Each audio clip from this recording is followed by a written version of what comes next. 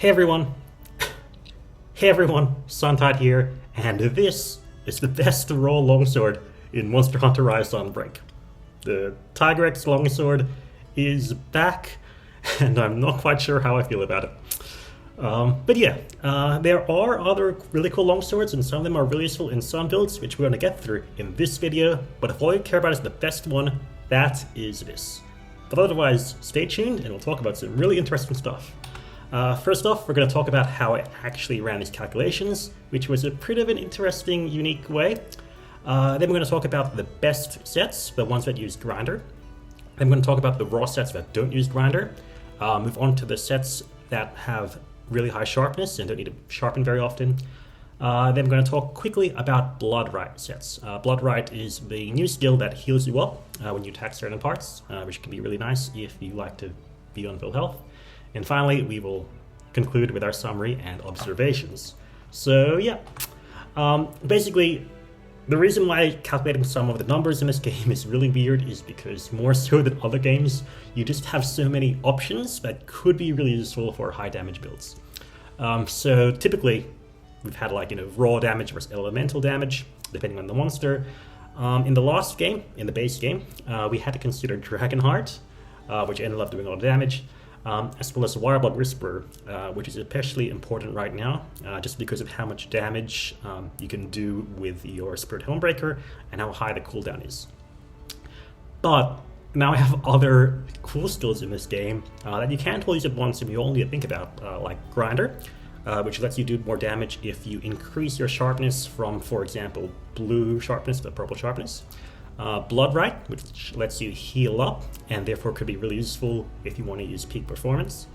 Bloodlust, which is a skill by Gormigala that changes between affinity and attack depending on the state of the battle. And Dereliction, which decreases your attack, decreases your health slowly and lets you do more damage. There's that, and there are also a whole bunch of other really random skills like Mail of Hellfire, which we need to consider. So it gets really, really complicated. I was interested, but I was not wholly looking forward to rearranging a billion different armor sets. But I wanted to get the numbers out properly, so what did I do? Well, I made a Python code, a Python script, to brute force through literally trillions of combinations of armor, decorations, charms, weapons, rampage skills, and I finally got the results out after 2 weeks. So in this video, we're going to be going through the general raw builds that I calculated via this Python code. And yeah, it's really, really cool and really, really interesting. So quick things, assumptions on how it's calculated. Right now, I'm going to talk about element. I've completely ignored raw. I completely ignored element. We're only taking into account raw. Element will come by later. I simplified some of the calculations slightly. So right now, all the raw multipliers multiply against one another. So Grinder S has a 10% damage increase. Attack Boost 4 has a 5%. I just multiply them together and then add the raw damage ones right after that. I believe it's slightly more complicated, but this is slightly more complicated in the real game, but this makes the calculation a bit faster.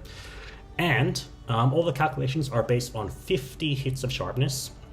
So what I do is I average what the raw damage you'll do after 50 hits, no matter what sharpness you'll end up with. And Protected Polish assumes you just add 15 hits more sharpness. For the comfort builds, I'm going to assume you have 100 hits, which is a really long time. So yeah, these numbers might be slightly different to what you're used to, just because I don't think many other people have used this changing sharpness levels. And also, I take into account different skill uptimes now that I have fancy code. What this means is that, for example, no matter how good you are, you're probably not going to literally always hit the weak point of weakness exploit. The monster's not literally always going to be enraged, so Agitator's not always going to be up. So it doesn't seem very fair to assume you will always have Agitator up. So what it is, I just applied side multipliers to the effects of each of these skills, just to take into account real gameplay. And this depends on the set. So in a normal set, we're going to ignore peak performance. In the Blood Rite set, because that's the set that heals you up, we're going to assume peak performance is up 90% of the time. So yeah, with that being done, let's get to the actual sets. So, to start off with the very best set. This is the Grinder Speed Sharpening set, which uses the Desperate Roar, and I flash it very briefly at the beginning. So if you don't know, what Grinder does is at level 3, if you change your sharpness by 2 levels, so for example you go from blue to purple, or from green to white, you increase your raw damage by 10% for 90 seconds. And that's really, really good. 10% is a lot of damage. And yeah, because Desperate Roar has naturally 20 hits of purple and 20 hits of white, that means after 40 hits you should go down to blue, which is a reasonable number. And because purple and white don't actually do that much difference in damage, that time you spend in white is more than worth the extra damage you get from being able to use Grinder S. It also reduces the amount of sharpens you do because you aren't sharpening every time you go to white. Because of that, this set does a lot of damage, does about 10% more damage than a lot of the other comparisons, a lot of the other sets I saw. It has the main 4 skills, so Quick Sheath, Weakness Exploit, Critical Boost, and Grinder, which do a lot of damage. It also gets nice crit from Crit Eye and Maximite, as well as a tiny bit from Weight and Power, which I don't really take into account. It has 4 attack boosts for an extra 5% raw, and for convenience, it also manages to get 3 speed sharpening, 1 protective polish, just to increase your time in purple that a little bit more, and 3 windproof for free, which is really nice. I've also get 2 free 1 slots, which you can give for free meal or steadfast or some resistance if you want, which is always really, really nice. So yeah, this is by far the best raw longsword set we have so far. The weird thing, the unfortunate thing, is that this set needs that Grinder 2 charm, which you may not have yet if you just started Sunbreak. The chances of getting this charm aren't ridiculously low, so it's reasonably expected you'll get one eventually. But until that point, this is an alternative Grinder set. So in this set, we use the Quick Sheath 2 charm that I've used for the previous videos. If you haven't got that yet, check out those ones to see how you get it. But this one's also interesting because it actually has higher raw than the previous one, just a tiny bit more raw. Because it has higher levels of attack boost. It also has a bonus level of peak performance, which again I don't take into account, but it's nice to have. The big problem here is that you only have speed sharpening 2, not speed sharpening 3. And that's particularly bad because here you are going to be polishing a lot. So you would need some speed sharpening some other way, either through an extra slot on your charm. If you have like a 2-2-1 Quick Sheath, that'll be good. Alternatively, you can get that through the food. But yeah, this is actually arguably slightly better because you also have higher raw, and it's easier to get because you just need Quick Sheath 2-2-2, which you hopefully should have. Now, after that, the next sets we're going to go through are the normal raw ones. And in these normal raw sets, these are the ones that just ignore Grinder. These ones are just generally good even if you don't want to specifically sharpen on cue. This is going to be particularly good if, for example, you don't attack the monster very often, because remember that speed sharpening only works for 90 seconds. After those 90 seconds are gone, you might have a few hits of white that you might just want to have to quickly use up. This is more generally easier to use, and this is probably the general raw set because it has speed sharpening 3 like the previous one. Lots of damage from Crit Eye, attack boost, and Maximite 3. Its EFR is 732, which is about 20 EFR lower than the previous one. I believe that should be about 3% or so less damage, which is significant, but not the end of the world. And yeah, this is generally really good. You have 3 free 1 slots, which you can use for whatever you want. You can get full free meal without having anything else on your charm.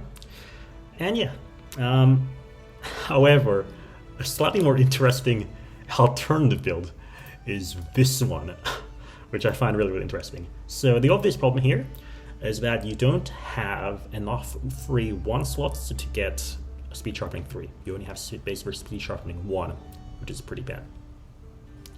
But you get a whole lot of really random side skills. So you get Punishing Draw, which lets you do more damage with your sheath attacks. Resentment for some reason. Spirit Bird's Call, which gives you like free Spirit Birds to come and help you. But most funnily to me, gets you Focus 1. Which is like the best skill for longswords. Apparently. It's not terrible for longswords, it's just really funny that when it's outing. This also has ever so slightly more raw than the previous build. And also like the also uses Quick Sheath level 2. The other one needs Weakness Exploit as a decoration. As a charm.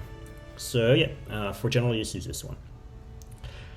Now, so far we've talked about only the Desperate Roar, but there is one thing the Desperate Roar can't do, and that's that it can only, the best ramp up decoration you can use with the Desperate Roar is a Monster Exploit skill. So these ones, what these do is against a particular enemy that is mentioned by the skill itself, you do 5% extra damage. So Anti-Aerial does 5% more damage to any monster with wings. Anti-Dragon does more to every monster that is a wyvern and not a dragon, and so on. With all of the charms together, you can target basically every monster in the game. I'll put a link in the description for the list of which ones are weak to what, but there are 3 monsters that are not weak to Monster Exploit. And in those situations, Desperate Roar is no longer optimal because your ramp-up skill becomes completely useless, and none of the ramp-up skills right now that use 2 slots or fewer are useful. So we use a different longsword against those 3 monsters. So they are Ragnar Kadaki, Pyre Ragnar Kadaki, and the final boss. And against those particular enemies, the best longsword is the Abyssal Flicker. This is the one situation where this is actually better because you can use Kushala Daora Soul to get bonus affinity. In this set, you lose a bit of damage you lose a bit of damage in general, but you'll do more damage against those 3 particular monsters in terms of raw. You also have a lot of free 1 spots, which is really, really nice. And yes, so in that particular situation where you can't use Monster Exploit for raw, Abyssal Flicker is the best. If you're willing to use Grinder will still be better. Even if the ramp skill is useless. Grinder is just that good. But in the case you don't want to use Grinder and you want to fight one of those 3 monsters, this is better. Now, with raw complete, let's move on to the comfort skills. So these the comfort builds. So these comfort builds are the builds that I, instead of calculating for 50 hits, I'm going to calculate for 100 hits. Therefore, if you just really, really don't want to sharpen, and the first one we're going to go through is of course going to be the Desperate Roar comfort build.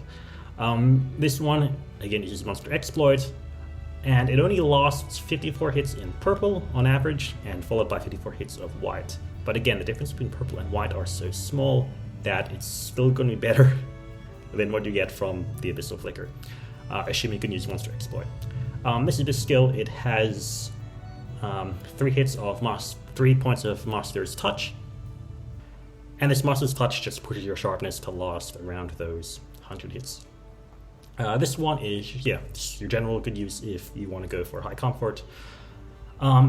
Again, if the monster is not susceptible to Monster Exploit, so for example, again, Ragnar Kadaki, Pyre Ragnar Kadaki, and the final boss, you're going to want to use the Abyssal Flicker again with the Kushala Daora Soul. This is actually the exact same build, so armor and decorations as the alternative raw set, so you get the interesting weird things like Punching Draw, Resentment, Spirit Bird's Call, and Focus. And again, you only get 1 level speed sharpening, but because you're going to be sharpening less here, that's less of an issue here. And yeah, it only has Master's Touch 1, but that's enough to last you 100 hits, just because this sword has such long levels of purple sharpness. Like, it goes by default 80 hits, so 1 Master's Touch at 100% affinity gets up to 100. So yeah, this is in general a really good build if you like high sharpness and you're fighting those 3 specific monsters. In every other situation, Desperate Roar Plus is better than Abyssal Flicker.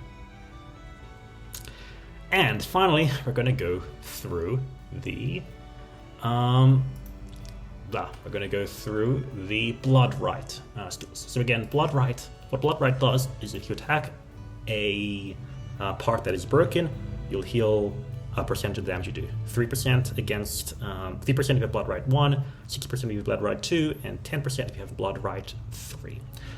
In my opinion, the best one you can have is Blood Rite 2. With Blood Rite 1, you can do like 1% more damage, which is basically nothing. So Blood Rite 2 is probably the way to go. This is still a grinder build, just because the grinder is so good for your damage.